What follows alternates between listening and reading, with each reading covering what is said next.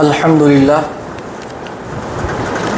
لله نحمده ونستعينه ونستغفره ونؤمن به ونتوكل عليه ونعوذ بالله من شرور أنفسنا ومن سيئات أعمالنا من يهده الله فلا مضل له ومن يضلله فلا هادي له وأشهد أن لا إله إلا الله وأشهد أن محمدًا عبده ورسوله أما بعد فإن خير الحديث كتاب الله وخير الهدي هدي محمد صلى الله عليه وسلم وشر الأمور محدثاتها وكل محدثة بدعة وكل بدعة ضلالة وكل ضلالة في النار فأعوذ بالله من الشيطان الرجيم بسم الله الرحمن الرحيم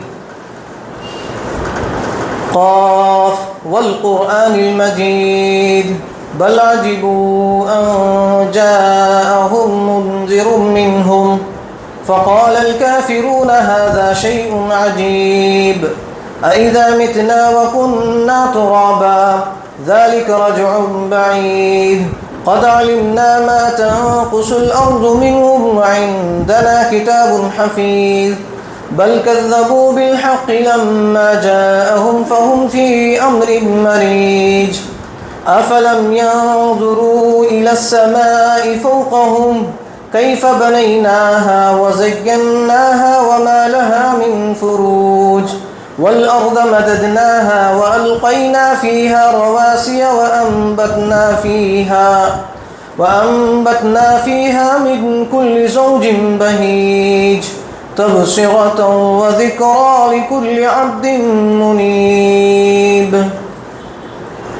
بسم الله الرحمن الرحيم يا أيها الناس اتقوا ربكم الذي خلقكم من نفس واحدة وخلق منها زوجها وبث منهما رجالا كثيرا ونساء واتقوا الله الذي تساءلون به والأرحام إن الله كان عليكم رقيبا يا أيها الذين آمنوا اتقوا الله حق تقاته ولا تموتن إلا وأنتم مسلمون يا أيها الذين آمنوا اتقوا الله وقولوا قولا سديدا يصلح لكم أعمالكم ويغفر لكم ذنوبكم ومن يطع الله ورسوله فقد فاز فوزا عظيما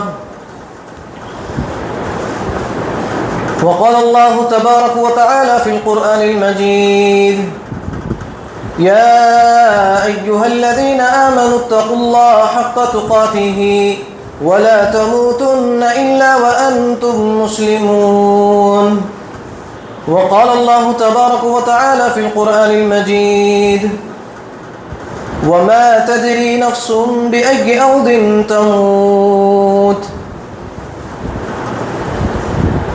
محترم میری دینی بھائیوں، بزرگوں اور میرے عزیز ساتھیوں، سب سے پہلے تمام قسم کی تعریف و توصیف، کبریائی و بڑائی، ہر قسم کی حمد و ثنا، سب کچھ اس اللہ رب العالمین کے لیے سزاوار ہے جس نے آج ہم سب کو یہاں پر کچھ دین کی باتیں سننے، قرآن اور حدیث کی باتیں سننے اور اس پر عمل کرنے اور ان باتوں کو دوسروں تک پہنچانے کا ایک بہترین سے بہترین موقع ہمیں عنایت فرمایا ہے۔ اللہ رب العالمین کا بے انتہا شکر احسان یہ ہے کہ اس نے ہمیں مسلمان بنایا، مومن بنایا، نمازی بنایا۔ اللہ رب العالمین کا بے انتہا شکر احسان ہم پر یہ ہے کہ اس نے ہمیں اس دنیا کی سب سے بڑی جو دولت ہے اسلام، اس دولت سے ہمیں سرفراز فرمایا ہے۔ اور اس مختصر حمد و ثنا کے بعد درود و کرم و سلام ہو تمام انبیاء علیہم الصلاۃ والسلام پر، خصوصاً میرے اور آپ کے آخری جناب محمد عربی صلی اللہ علیہ وسلم پر۔ جن کو اللہ رب العالمین نے اس دنیا کے اندر رحمت للعالمین بنا کر مبعوث فرمایا، بشیر و نذیر بنا کر مبعوث فرمایا، خوشخبری دینے والا ڈرانے والا بنا کر اس دنیا کے اندر مبعوث فرمایا، اور قیامت تک آنے والوں لوگوں کے لیے اس بات کا اللہ رب العالمین نے قرآن مجید کے اندر فیصلہ کر دیا ہے، جو بھی لوگ اللہ کے نبی صلی اللہ علیہ وسلم کی اتباع کرتے ہیں، ان کو اپنی زندگی کا آئیڈیل اور نمونہ بناتے ہیں، تو ایسے لوگوں پر جہنم حرام ہے۔ اور جو لوگ اللہ کے نبی صلی اللہ علیہ وسلم کی اتباع نہیں کرتے ہیں، اللہ کے نبی صلی اللہ علیہ وسلم کی طور طریقے کو اپنی زندگی میں نافذ نہیں کرتے ہیں، تو ایسے لوگوں کے تعلق سے قرآن مجید کے اندر اس بات کا بھی فیصلہ کر دیا ہے کہ ان لوگوں پر جنت حرام ہے۔ تو مجھے اور آپ کو اس جنت کو حاصل کرنے کے لیے، اس جہنم سے بچنے کے لیے، اس اللہ رب العالمین کو راضی کرنے کے لیے ہمیں کس کی ضرورت ہے؟ اللہ کے نبی صلی اللہ علیہ وسلم کی اطاعت، فرما برداری، اللہ کے نبی صلی اللہ علیہ وسلم کے طور طریقے کو اپنی زندگی میں نافذ کرنا چاہیے، تبھی جا کر ہمیں جنت حاصل ہوگی، جہنم سے آزادی ہوگا، اور اللہ رب العالمین کی رضامندی ہمیں حاصل ہوگی۔ انشاءاللہ عمل کریں گے میرے بھائی، انشاءاللہ۔ تو میرے محترم بھائیوں، میں آج آپ لوگوں کے سامنے حسن خاتمہ، اچھی موت کے تعلق سے قرآن اور حدیث کی روشنی میں چند باتیں بتا کر اپنی بات کو ختم کرنے کی کوشش کروں گا۔ موت جس کے بارے میں کسی کو انکار نہیں ہے، موت اس کے بارے میں کسی کو انکار نہیں ہے، کوئی بھی شخص اس چیز کو ٹھکرا نہیں سکتا۔ دنیا کی کسی بھی چیز کے بارے میں انسان ٹھکرا سکتا ہے، جھٹلا سکتا ہے، لیکن موت کے بارے میں وہ کبھی بھی کہے جھٹلا نہیں سکتا، انکار نہیں کر سکتا۔ کیوں؟ کیونکہ موت ایک حقیقت ہے، موت ایک اٹل ہے۔ تو بہت سارے لوگوں کی موت اچھے خاتمے پر ہوتی ہے، اچھے اعمال پر ہوتی ہے، بہت سارے لوگوں کی اموات، بہت سارے لوگوں کی وفات برائیوں پر ہوتی ہے۔ وہ لوگ اس دنیا کے اندر کتنے ہی زیادہ خوش نصیب لوگ ہیں جن کی وفات عبادت کرتے ہوئے ان کی وفات ہوئی، نماز پڑھتے ہوئے، نیکی کے کام کرتے ہوئے، بھلائی کے کام کرتے ہوئے وہ اس دنیا سے رخصت ہو گئے۔ وہ اس دنیا کے سب سے بڑے خوش نصیب انسان ہیں، اور اس دنیا کے سب سے بدبخت، سب سے بدنصیب انسان وہ لوگ ہیں جن کی موت وہ اس حالت میں مرے ہیں کہ وہ گناہ کرتے کرتے اس دنیا سے چلے گئے، شراب پیتے پیتے اس دنیا سے چلے گئے، شرک اور بدعات کرتے کرتے اس دنیا سے چلے گئے۔ وہ اس دنیا کے سب سے بدترین اور اس دنیا کے سب سے بدنصیب لوگ وہ ہیں۔ اسی کے تعلق سے اللہ رب العالمین قرآن مجید کے اندر سورہ لقمان آیت نمبر 30/4 کے اندر فرماتے ہیں، وَمَا تَدْرِي نَفْسٌ بِأَيِّ أَرْضٍ تَمُوتُ۔ کوئی بھی نفس نہیں جانتا، کوئی بھی شخص اس بات کو نہیں جانتا کہ وہ کس جگہ پر مرے گا، کس زمین پر اس کی موت آئے گی۔ کسی بھی شخص کو اس کا پتہ نہیں، کوئی بھی شخص اس بات کو نہیں جانتا۔ تو دیکھیے حدیث کے اندر باقاعدہ کوئی بھی شخص یہ ضمانت نہیں دے سکتا، یہ گارنٹی نہیں دے سکتا کہ میں ایمان کی حالت میں ہی اس دنیا سے رخصت ہوں گا۔ کوئی بھی شخص اس بات کی ضمانت ہرگز نہیں دے سکتا کہ میں ایمان ہی کی حالت میں مروں گا، مومن کی حالت میں ہی میں مروں گا، توحید کی حالت میں ہی میں مروں گا، عبادت کرتے ہوئے میں مروں گا۔ کوئی بھی شخص اس بات کی گارنٹی نہیں دے سکتا، کوئی بھی شخص اس بات کی ضمانت نہیں دے سکتا۔ کیوں؟ کیونکہ اسی کے تعلق سے بخاری اور مسلم کے اندر حدیث کے اندر اللہ کے نبی صلی اللہ علیہ وسلم فرماتے ہیں، یہ ایک عبادت گزار ایک عبادت گزار زندگی گزار رہا ہوتا ہے، بہت ساری نیکیاں وہ اپنی زندگی میں کرتے ہوئے نظر آتا ہے، لیکن جب اس کے پاس موت بالکل قریب آ جاتا ہے تو موت اور اس کے درمیان چند لمحہ چند وقت کہے باقی رہتے ہیں۔ ایسے وقت میں وہ ایسا کام کر بیٹھتا ہے، وہ ایسا کہے کام کر گزرتا ہے جس کی وجہ سے وہ جہنم کا حقدار بن جاتا ہے۔ اور دنیا کے اندر ایک شخص ایسا بھی ہے جو زندگی بھر کہے گناہوں میں ملوث تھا، زندگی بھر وہ بدکاریوں میں ملوث تھا، زندگی بھر وہ برائیوں میں ملوث تھا، لیکن جب اس کے پاس موت آنے سے پہلے، چند لمحے پہلے، چند منٹ پہلے، چند دن پہلے اس نے کہے ایک ایسا عمل کر گزرا جس کی وجہ سے اللہ رب العالمین نے اس شخص کو جنت کا حقدار بنا دیا۔ تو میرے محترم بھائیوں، کہنے کا مطلب یہ ہے کہ ہماری موت کب، کہاں، کس جگہ پر آئے گی، کس حالت میں آئے گی، کوئی بھی نہیں جانتا میرے بھائیوں۔ تو اسی لیے ہمارے اوپر یہ فرض بنتا ہے کہ ہم ہمیشہ نیکی کے کاموں میں لگے رہنا چاہیے، برائیوں سے دور رہنا چاہیے، گناہ کے کاموں سے باز رہنا چاہیے، اس لیے کہ آپ کو معلوم ہونا چاہیے کہ جہنم کے اندر جو سزائیں، جہنم کے اندر جو عذابات اللہ رب العالمین نے مقرر کر کے رکھا ہے وہ کتنے خطرناک ہیں، وہ کتنے زیادہ سخت ہیں، وہ کتنے زیادہ کٹھن ہیں، آپ کو معلوم نہیں ہے۔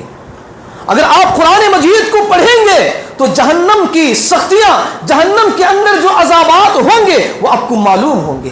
آپ جب قرآن مجید ہی کو نہیں پڑھیں گے، قرآن مجید میں غور و فکر نہیں کریں گے تو آپ کی جہنم کی سختیاں، عذابات کیسے معلوم ہوں گی؟ آپ اللہ رب العالمین سے ڈر آپ کے دلوں میں کب پیدا ہوگا؟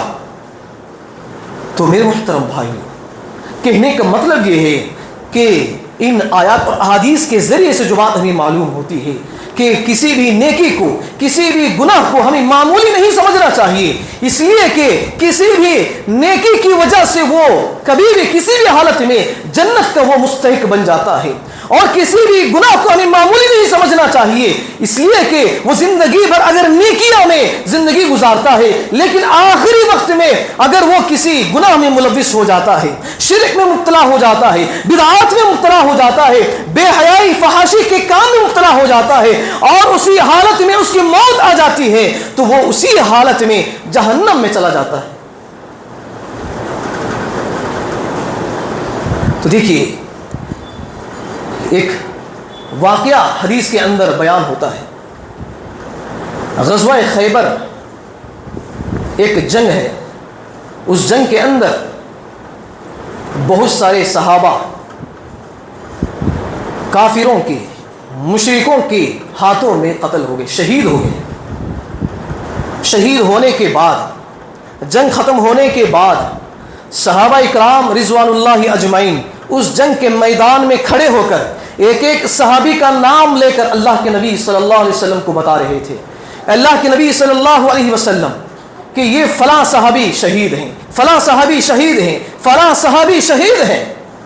جب ایک صحابی کے تعلق سے صحابہ اکرام کہتے ہیں کہ فلاں صاحب شہید ہیں تو اللہ کے نبی صلی اللہ علیہ وسلم کہتے ہیں ہرگز نہیں، بلکہ میں نے اس کو جہنم کے اندر دیکھا ہے کہ اس نے مال غنیمت میں یہ ایک چیز خیانت کی جس کی بنیاد پر وہ جہنم کے اندر چلا گیا ہے۔ جہاد کتنی بڑی فضیلت والا عمل ہے میرے بھائی، جہاد کتنا بڑا فضیلت والا عمل ہے۔ تو ایسے عمل کرتے ہوئے وہ اس دنیا سے چلے جاتے ہیں، لیکن اس عمل سے پہلے وہ بیت المال میں سے ایک چھوٹی سی چادر خیانت کر لیتے ہیں جس کی وجہ سے اللہ کے نبی صلی اللہ علیہ وسلم فرماتے ہیں کہ وہ جہنم کے مستحق بن گئے، جہنم کے مستحق بن گئے۔ تو اسی لیے میرے محترم بھائیوں، موت کب کس حالت میں آئے گی، کس جگہ میں آئے گی، یہ کسی کو پتہ نہیں ہے میرے بھائی۔ تو ہمیشہ ہم گناہوں سے باز رہنا چاہیے، ہمیشہ ہمیں نیکی کرنے کے ہمیں نیکی کی حالت میں ہی ہمیں پوری زندگی گزارنے کی بھی کوشش کرنا چاہیے. ہماری جب موت آتی ہے، ملک الموت کا جب فرشتہ ہمارے پاس آتا ہے، تو اس حالت میں ہم عبادات میں مشغول ہونا چاہیے. وہ فرشتہ کب آئے گا، کس حالت میں آئے گا، کب آئے گا، کسی کو پتا ہے؟ بولو میرے بھائی، کسی کو پتا ہے؟ پتا نہیں ہے. تو ہمیں کیا کرنا چاہیے؟ جتنی زندگی اللہ رب العالمین نے ہمیں عطا کیا ہے، اس زندگی کو اللہ اس کے رسول کے لیے وقف کر دینا چاہیے. دیکھیے، اسی طرح اللہ کے نبی صلی اللہ علیہ وسلم اس دنیا سے چلے جاتے ہیں. چلے جانے کے بعد بہت سارے لوگ جو اسلام کے اندر داخل ہوئے تھے، اسلام کے اندر بہت سارے لوگ داخل ہوئے تھے، اسلام قبول کیے ہوئے تھے. اللہ کے نبی صلی اللہ علیہ وسلم اس دنیا سے چلے جانے کے بعد بہت سارے لوگ اسلام سے مرتد ہو گئے، اسلام کو چھوڑ دیا، اللہ پر ان کا ایمان ختم ہو گیا، وہ شرک اور بدعات میں پھر سے ملوث ہو گئے. ایسے لوگوں کے خلاف حضرت ابو بکر صدیق رضی اللہ عنہ نے جب اپنی خلافت کو سنبھالا تو سب سے پہلے ایسے لوگوں کے تعلق سے جنگ کی. تو اس جنگ کے اندر وہ لوگ فوت ہو گئے، وہ لوگ اس دنیا سے ختم ہو گئے جو لوگ کیا ہے اس جنگ سے پہلے وہ اسلام کی حالت میں تھے، اس جنگ سے پہلے وہ اللہ پر ایمان رکھتے تھے. لیکن اللہ کے نبی صلی اللہ علیہ وسلم اس دنیا سے چلے جانے کے بعد وہ اسلام کو چھوڑ دیا، مرتد ہو گئے، کافر ہو گئے، مشرک ہو گئے. تو حضرت ابو بکر صدیق رضی اللہ عنہ نے ایسے لوگوں کے ساتھ جنگ کی. اس جنگ میں وہ تمام کے تمام لوگ کیا ہو گئے؟ مارے گئے. کس حالت میں مر گئے؟ وہ بے ایمانی کی حالت میں، کفر اور شرک کی حالت میں وہ اس دنیا سے چلے گئے. اور ایسے لوگوں کا جو ٹھکانہ کیا ہوتا ہے؟ جہنم ہوتا ہے. تو اس واقعے کے ذریعے سے بھی جو بات ہمیں معلوم ہوتی ہے میرے بھائیوں، کہ موت کیا ہے، کب آئے گی، کس حالت میں آئے گی، کسی کو پتہ نہیں ہے. تو اسی لیے ہم ہمیشہ نیکی کے کاموں میں مشغول رہنے کی ہمیں کوشش کرنا چاہیے. انشاءاللہ عمل کریں گے میرے بھائی انشاءاللہ. اور اسی طرح میرے محترم بھائیوں، اسی کے تعلق سے ایک واقعہ پیش آتا ہے. ابن الجوزی رحمۃ اللہ علیہ ایک کتاب کے اندر سید الخاطر ایک کتاب انہوں نے لکھی ہے. اس کتاب کے اندر ایک واقعہ انہوں نے ذکر کرتے ہیں کہ میں ایسے شخص کو جانتا ہوں جو کہے بہت بڑا عبادت گزار تھا، بہت بڑا عبادت گزار تھا. جب وہ مرض الموت کی حالت میں پڑ جاتا ہے، مرض الموت کی حالت میں چلا جاتا ہے، تو میں اس شخص کے پاس جاتا ہوں اور جا کر کہے اس کی عیادت کے لیے جاتا ہوں. تو اس کے زبان سے وہ اللہ رب العالمین سے یہ شکایت کر رہا تھا، ربی ہوا ذا یظلمنی، میرے رب نے مجھ پر کہے ظلم و زیادتی کی ہے، میرے رب نے مجھ پر ظلم و زیادتی کی ہے. اس بات کو وہ دہرا رہا تھا. اسی حالت میں وہ اس کا انتقال ہو جاتا ہے، اسی حالت میں اس کا انتقال ہو جاتا ہے. تو دیکھیے اس زبان سے کیا ادا ہونا چاہیے تھا؟ لا الہ الا اللہ محمد رسول اللہ، کلمہ توحید کی کہے اپنی زبان پر اقرار کرنا چاہیے تھا. لیکن اس کی زبان نے، اس نے اپنی تکلیف کو برداشت نہ کرتے ہوئے اللہ رب العالمین کے سامنے شکایت کرتا ہے، اللہ رب العالمین کو ظالم کھڑا کرتا ہے. ربی ہا ہوا، ربی ہاذا ہوا یظلمنی، کہ میرے رب نے مجھ پر ظلم و زیادتی کی ہے. اسی پر اس کا خاتمہ ہو جاتا ہے. تو دیکھیے میرے محترم بھائیوں کہ بہت سارے لوگ اس دنیا کے اندر ایسے بھی لوگ گزرے ہیں، کتنے ہی ایسے لوگ موجود ہیں تو زندگی میں بہت سارے کہیں گناہ کرتے کرتے کہیں ان کا انتقال ہو جاتا ہے. لیکن وہ انتقال سے پہلے، موت سے پہلے کچھ نیکیاں ایسے کر گزرتے ہیں جن کی وجہ سے اللہ رب العالمین ان کو جنت کا حقدار بنا دیتا ہے. دیکھیے ایک یہودی اللہ کے نبی صلی اللہ علیہ وسلم کے عہد میں، زمانے میں ایک یہودی کا لڑکا کیا ہے بیمار ہو جاتا ہے. تو اللہ کے نبی صلی اللہ علیہ وسلم اس لڑکے کی عیادت کے لیے اس کے گھر کے پاس جاتے ہیں. جا کر اس کے پاس بیٹھ کر اس کو ہمت دلاتے ہیں، اس کو کہے اچھی باتیں وہاں پر کرتے ہیں. اس کے بعد اللہ کے نبی صلی اللہ علیہ وسلم اس یہودی لڑکے سے اسلام کی دعوت کو پیش کرتے ہیں، اسلام کی دعوت پیش کرتے ہیں. وہ یہودی لڑکا جو زندگی بھر کہے گناہوں میں ملوث تھا، شرک اور بدعات میں ملوث تھا، ایسے لڑکے کو اللہ کے نبی صلی اللہ علیہ وسلم اسلام کی دعوت دیتے ہیں، کلمہ توحید کی طرف دعوت دیتے ہیں، تو وہ بچہ اپنے باپ کی طرف دیکھتا ہے، تو باپ اپنے بچے کی طرف دیکھ کر کہتا ہے اے بچے، اے میرے لخت جگر، تم اللہ کے نبی صلی اللہ علیہ وسلم کی دعوت کو قبول کر لو۔ تو وہ بچہ کہے اسلام قبول کر لیتا ہے، اسلام کہے قبول کر لیتا ہے، تو اسی حالت میں اس کی موت آ جاتی ہے، اسی حالت میں وہ اس دنیا سے چلا جاتا ہے۔ تو دیکھیے وہ لڑکا کتنا بڑا خوش نصیب لڑکا ہے جس نے کیا ہے زندگی بھر شرک کرتا رہا، زندگی بھر شرک اور بدعات میں مبتلا رہا، لیکن موت سے چند لمحے پہلے، چند منٹ پہلے وہ کلمہ توحید کا اقرار کرتے ہوئے اس دنیا سے چلا گیا۔ تو اس کے بعد اللہ کے نبی صلی اللہ علیہ وسلم باقاعدہ اس بات کا ذکر کرتے ہیں الحمدللہ الذی انقذہ من النار، کہ اللہ رب العالمین کا بے انتہا شکر احسان ہے کہ اللہ رب العالمین نے میرے ذریعے سے اس بچے نے اپنے آپ کو جہنم سے بچا لیا۔ اپنے آپ کو کس سے بچا لیا؟ جہنم سے بچا لیا۔ تو اسی لیے میرے محترم بھائیو، موت کب آئے گی، کس حالت میں آئے گی، یہ کسی کو پتہ نہیں ہے میرے بھائیو۔ تو موت آنے سے پہلے ہم ایسے حالات میں ہونا چاہیے کہ ہم ہمیشہ نیکی کے کاموں میں ہمیں مشغول رہنا چاہیے۔ جب فرشتہ ہمارے پاس آئے تو ہم ایسے حالت میں ہونا چاہیے کہ نماز پڑھتے ہوں، اللہ رب العالمین کا ذکر کرتے ہوئے نظر آنا چاہیے، قرآن مجید کی تلاوت کرتے ہوئے نظر آنا چاہیے۔ ایسے حالات میں اگر فرشتہ ہمارے پاس آ جاتا ہے تو ہم اس دنیا کے سب سے بڑے خوش نصیب انسانوں میں سے ہیں میرے بھائی۔ دیکھیے بنی اسرائیل کا ایک واقعہ ہے، ایک شخص تھا جس نے 9 لوگوں کو قتل کیا تھا۔ کتنے لوگوں کو؟ بولو میرے بھائی، کتنے لوگوں کو؟ 9 لوگوں کو اس نے قتل کیا تھا۔ جب اس کے دل میں یہ خوف پیدا ہوا کہ میں نے 9 لوگوں کو میں نے قتل کر دیا ہے، کہ اللہ رب العالمین مجھے معاف کرے گا یا نہیں کرے گا، اس کے دل کے اندر اس گناہ کے بارے میں ڈر اور خوف پیدا ہوا۔ اس نے ایک شخص سے پوچھا کہ میں نے 9 لوگوں کو میں نے قتل کر دیا ہے، کیا اللہ رب العالمین مجھے معاف کرے گا؟ کیا ان گناہوں کی بدولت اللہ رب العالمین مجھے درگزر کرے گا؟ تو وہ بندہ کہتا ہے نہیں، اللہ رب العالمین تجھے ہرگز معاف نہیں کرے گا، بلکہ تو نے 9 لوگوں کو تو نے قتل کیا ہے، اللہ رب العالمین تجھے کیسے معاف کرے گا؟ تو وہ بندہ اس آدمی کو بھی قتل کر دیتا ہے۔ وہ بندہ کیا ہے؟ اس آدمی کو بھی قتل کر دیتا ہے۔ تو مکمل کتنے ہو گئے؟ 100 لوگ ہو گئے۔ تو اس کے بعد پھر اس کے دل کے اندر خوف پیدا ہوتا ہے اور اسی طرح وہ سفر کرتا رہتا ہے۔ ایک آدمی راستے میں ملتا ہے تو اس آدمی سے پھر پوچھنے لگتا ہے کہ میں نے 100 آدمیوں کو میں نے قتل کر دیا ہے اور میں اللہ رب العالمین سے توبہ کرنا چاہتا ہوں، اس گناہوں سے معافی مانگنا چاہتا ہوں، کہ اللہ رب العالمین کیا مجھے ان گناہوں کو معاف کر دے گا، مجھے درگزر کر دے گا؟ تو بندہ کہتا ہے ہاں کیوں نہیں، اللہ رب العالمین ضرور معاف کرنے والے، اللہ رب العالمین غفور رحیم ہے۔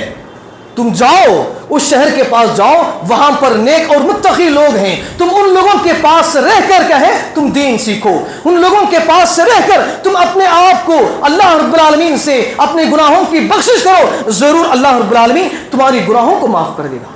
تو اسی نیت سے، اسی ڈر اور خوف سے وہ اس جگہ پر نکلنے کی کوشش میں لگا رہتا ہے۔ تو اللہ رب العالمین کہ نیک لوگوں کے لیے اللہ رب العالمین نیک روح قبض کرنے کے لیے چند فرشتوں کو مقرر کرتا ہے، تو وہ فرشتے اس بندے کے پاس آ کر اس کی روح کو قبض کر لیتے ہیں۔ تو دیکھیے وہ زندگی بھر کیا ہے لوگوں کو قتل کرتا رہا، زندگی بھر لوگوں کے اوپر ظلم و زیادتی کر رہا تھا، 100 لوگوں کو اس نے اپنی زندگی میں قتل کیا، لیکن جب اس کی موت ہوئی، موت اس حالت میں ہوئی کہ وہ شخص اللہ رب العالمین سے ڈرتا ہوا نظر آیا تھا، ڈرتا ہوا نظر آیا تھا، جس کی بنیاد پر اللہ رب العالمین نے اس کو کس کا مستحق بنا دیا؟ جنت کا مستحق بنا دیا۔ تو اسی لیے میرے محترم بھائیوں کہ یہ موت ایک ایسی چیز ہے کہ انسان کو سبق سکھاتی ہے۔ جو اس دنیا سے چلے گئے وہ لوگ جانے کے بعد افسوس کریں گے، وہ لوگ جانے کے بعد پچھتائیں گے، افسوس کریں گے، اللہ رب العالمین کے سامنے گڑ گڑائیں گے، اللہ رب العالمین تھوڑی مہلت ہمیں اور دے دے کہ ہم دنیا میں جا کر تیری عبادت کریں گے، تجھے راضی کریں گے، صدقہ و خیرات کریں گے، لیکن اللہ رب العالمین مرنے کے بعد ذرہ برابر بھی مہلت نہیں دے گا میرے بھائی۔ تو اسی لیے موت آنے سے پہلے ہمیں جو بھی کرنا ہے، موت کا فرشتہ ہمارے پاس آنے سے پہلے ہی ہم اللہ رب العالمین کو راضی کرنے والے اعمال ہمیں کرنے کی بھی کوشش کرنا چاہیے، جہنم سے بچنے کی بھی کوشش کرنا چاہیے، جنت کو حاصل کرنے کی فکر ہمارے اندر ہونی چاہیے۔ انشاءاللہ عمل کریں گے میرے بھائی انشاءاللہ۔ اور اسی طرح میرے محترم بھائیوں، قرآن مجید کے اندر اللہ رب العالمین باقاعدہ حسن خاتمے کی ترغیب دلاتے ہوئے باقاعدہ قرآن مجید کے اندر اس بات کا بھی ذکر ہے کہ حضرت ابراہیم علیہ السلام اور حضرت یعقوب علیہ السلام کو اس بات کی ترغیب دی گئی، اس بات کی ترغیب دلائی گئی کہ تم اپنے بچوں کو، اپنے اولاد کو، اپنے اہل و عیال کو اس بات کی وصیت کرو کہ تم اللہ رب العالمین کے ساتھ کسی کو شریک نہ کرنا۔ جب تم اس دنیا سے جب تمہارے پاس ملک الموت کا فرشتہ آئے، جب تک تم زندہ رہتے ہو مسلمان کی حالت میں زندہ رہنا، جب تمہاری موت آئے تو اس حالت میں بھی تم مسلمان بن کر مرنا۔ دیکھیے اللہ رب العالمین سورہ بقرہ کے اندر اللہ رب العالمین فرماتے ہیں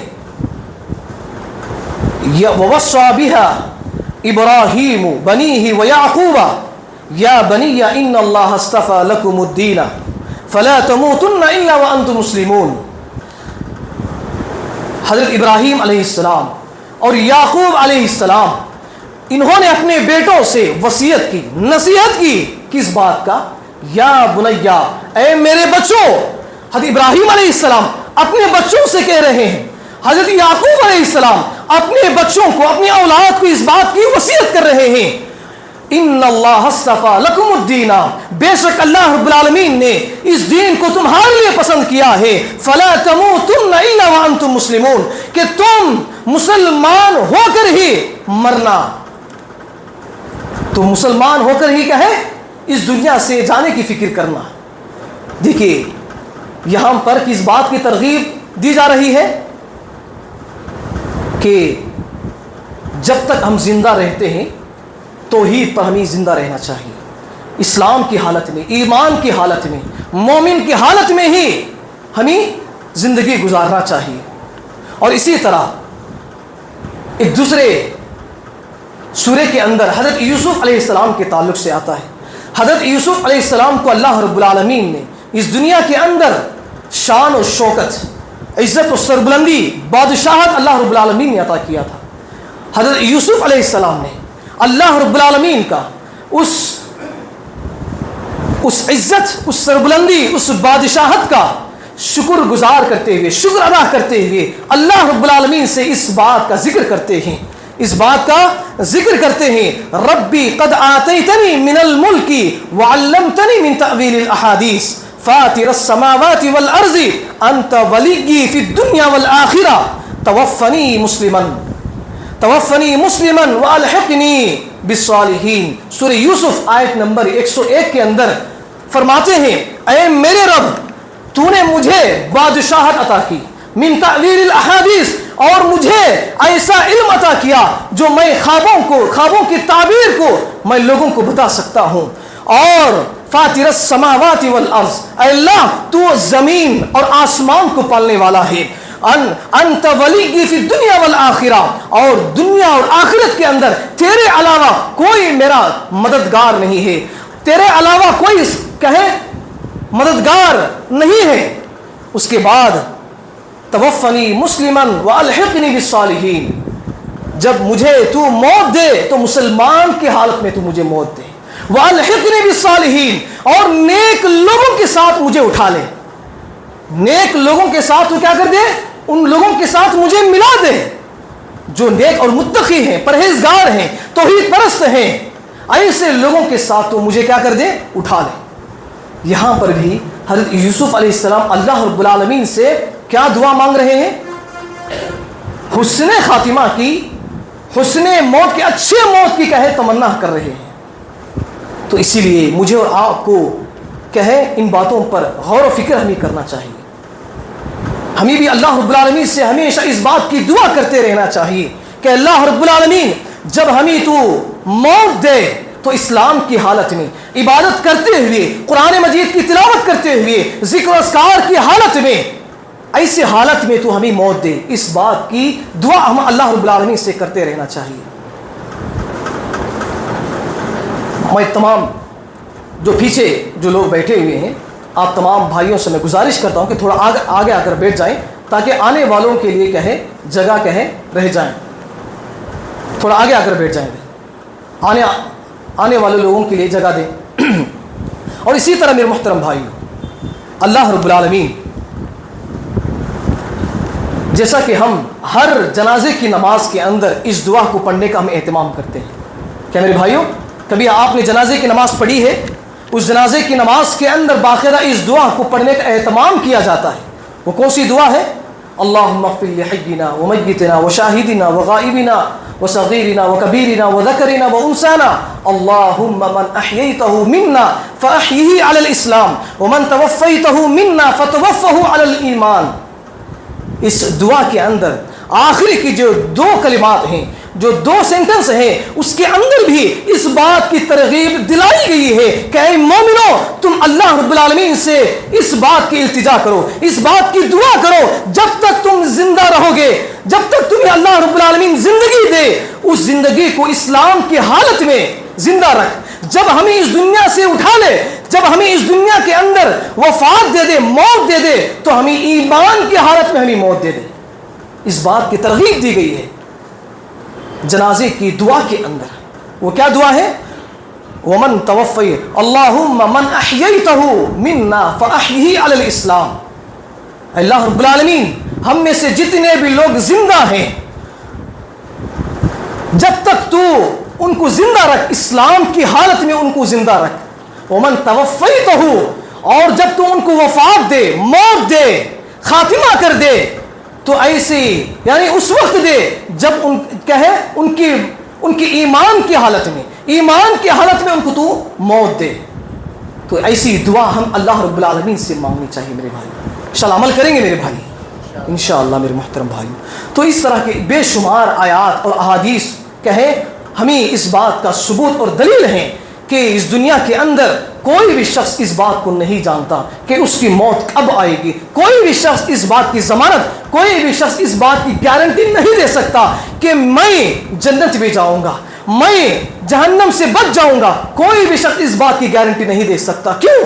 کیونکہ موت آنے سے پہلے بہت سارے لوگ جو زندگی بھر عبادتیں کر رہے تھے، زندگی بھر نمازیں پڑھ رہے تھے، زندگی بھر صدقہ و خیرات کر رہے تھے، زندگی بھر غریبوں کو، یتیموں کو کھلا رہے تھے، لیکن موت آنے سے چند منٹ پہلے، چند لمحے پہلے وہ کسی نہ ایسے گناہ میں ملوث ہو گئے جس کو اللہ رب العالمین نے جہنم کا مستحق بنا دیا۔ یعنی زندگی بھر وہ نیکیاں جو کر رہے تھے وہ تمام کے تمام کیا ہو گئے؟ بیکار ہو گئے، ضائع ہو گئے۔ تو اسی لیے کسی بھی لمحے کو ہمیں ضائع نہیں کرنا چاہیے، کسی بھی لمحے کو ہمیں حقیر نہیں سمجھنا چاہیے، کسی بھی گناہ کو، کسی بھی نیکی کو حقیر نہیں سمجھنا چاہیے، اس لیے کہ جس نیکی کو آپ حقیر سمجھ کر چھوڑ دیتے ہیں وہی نیکی کل قیامت کے دن آپ اس نیکی کے بارے میں یاد کر کے افسوس کریں گے، یاد کر کے پچھتائیں گے، کاش کہ میں دنیا کے اندر اس ایک لمحے میں، اس ایک وقت میں، اگر اس وقت میں عبادت کر لیا ہوتا، نیکی کر لیا ہوتا، آج میں یہاں پر جہنم کے اندر نہ ہوتا۔ کسی بھی گناہ کو حقیر نہیں سمجھنا چاہیے، کسی بھی نیکی کو حقیر نہیں سمجھنا چاہیے، چھوٹا نہیں سمجھنا چاہیے۔ چھوٹی سی چھوٹی گناہ سے بھی اگر آپ دور رہیں گے تو کل قیامت کے دن آپ کامیاب ہو جائیں گے۔ انشاءاللہ عمل کریں گے میرے بھائی انشاءاللہ۔ اور آخری بات کہہ کر اپنی بات کو میں ختم کرنے کی کوشش کروں گا میرے بھائی، وہ یہ ہے کہ حسن خاتمہ کے احادیث کے اندر اللہ کے نبی صلی اللہ علیہ وسلم کے زمانے کے اندر ایسے بہت سارے ایسے واقعات موجود ہیں۔ حضرت عمر بن خطاب رضی اللہ عنہ کو کون نہیں جانتا؟ حضرت عمر بن خطاب رضی اللہ عنہ نماز کی حالت میں تھے، فجر کی نماز پڑھا رہے تھے، ایسے حالات میں ایک شخص کہے اپنی تلوار کو زہر میں ڈبو کر کہے ان کو شہید کر دیتا ہے، نماز کی حالت میں ہی حضرت عمر بن خطاب رضی اللہ عنہ اس دنیا سے رخصت ہو جاتے ہیں۔ حضرت عثمان بن عفان رضی اللہ عنہ کے تعلق سے کون نہیں جانتا؟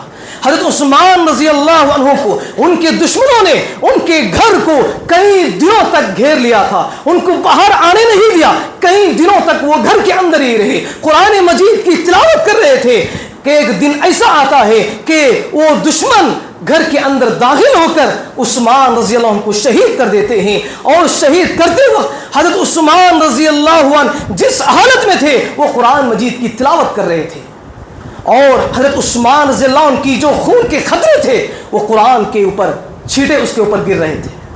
ایسے حالات میں ان کا انتقال ہوا، ایسے حالات میں ان کا انتقال ہوا۔ تو میرے محترم بھائیوں، تو اسی لیے یہ اللہ رب العالمین کا جو فیصلہ ہے، کل نفس ذائقۃ الموت، ہر نفس کو کیا ہے موت کا مزہ کیا ہے چکنا ہے۔ تو اسی کے تحت کیا ہے ہم سب کو آخرت کی فکر ہمیں کرنا چاہیے، اس دنیا کے اندر رہ کر کیا ہے ہم اللہ رب العالمین کا ڈر اور خوف اپنے دلوں کے اندر بسانا چاہیے، اس لیے کہ اگر آپ اس دنیا کے اندر ڈر کر اپنی زندگی گزاریں گے تو کل قیامت کے دن آپ اللہ رب العالمین کے سامنے ڈرنے کی کوئی ضرورت نہیں ہے۔ اگر آپ یہاں پر اس دنیا کے اندر اپنی کہے کاروبار میں ہو یا اپنی گھرولی زندگی میں کیوں نہ ہو، اللہ رب العالمین سے اگر آپ نہیں ڈریں گے، اس دنیا کے اندر اللہ رب العالمین سے نہیں ڈریں گے، تو کل قیامت کے دن اللہ رب العالمین کے سامنے آپ کے ہاتھ اور پیر کانپ رہے ہوں گے، آپ کا دل اور کہے آنکھیں ڈر اور خوف کے مارے کہے وہاں پر رو رہی ہوں گی۔ تو اسی لیے ہم وہاں پر ڈرنے سے بہتر یہ ہے کہ دنیا کے اندر اللہ رب العالمین سے ڈر کر کے اپنی زندگی گزارنے کی کوشش کریں گے، انشاءاللہ عمل کریں گے میرے بھائی انشاءاللہ۔ یہ چند باتیں تھیں میرے بھائی، اور بہت ساری باتیں ہیں کہ خلاصہ کلام یہی ہے میرے بھائیوں، جو باتیں ہم نے یہاں پر حسن خاتمے کے تعلق سے، اچھے موت کے تعلق سے، قرآن اور حدیث کی روشنی میں جو بھی باتیں آپ کے سامنے بیان کی گئی ہیں، سب سے پہلے مجھے اور آپ کو کیا ہے ان باتوں پر عمل کرنے کی ہمیں کوشش کرنا چاہیے، اور ان باتوں کو دوسروں تک پہنچانے کی بھی ہمیں کوشش کرنا چاہیے، انشاءاللہ عمل کریں گے میرے بھائی انشاءاللہ۔ آخر میں اللہ رب العالمین سے دعا ہے اللہ تعالی ہم سب کو ان کہیں باتوں پر عمل کرنے کی توفیق عطا فرما۔ اے اللہ ہم سب کو کہے 5 وقت کی نماز پابندی کے ساتھ ادا کرنے کی توفیق عطا فرما۔ اے اللہ ہم سب کو شرک اور بدعت، بڑے بڑے گناہوں سے، کبیرہ گناہوں سے حفاظت عطا فرما۔ اے اللہ ہم سب کو مرتے دم تک توحید پر قائم رہنے کی توفیق عطا فرما۔ اے اللہ ہم سب کو آپس میں محبت و اخوت، بھائی چارگی کے ساتھ، ملنساری کے ساتھ زندگی بسر کرنے کی توفیق عطا فرما۔ اے اللہ ہم سب کو اس دنیا کے اندر گناہوں سے دور رہتے ہوئے نیکیوں سے قریب ہوتے ہوئے زندگی گزارنے کی توفیق عطا فرما۔ اے اللہ ہم سب کو کہے قرآن مجید کی تلاوت کرنے کی بھی توفیق عطا فرما۔ اے اللہ ہم سب کو نماز کے اس کے اوقات پر ادا کرنے کی بھی توفیق عطا فرما۔ اے اللہ ہم سب کو جنت الفردوس میں اعلیٰ مقام عطا فرما۔ اے اللہ ہم سب کو جہنم جیسی قبیح جگہ سے ہمیں حفاظت عطا فرما۔ آمین یا رب العالمین۔ السلام علیکم ورحمۃ اللہ وبرکاتہ۔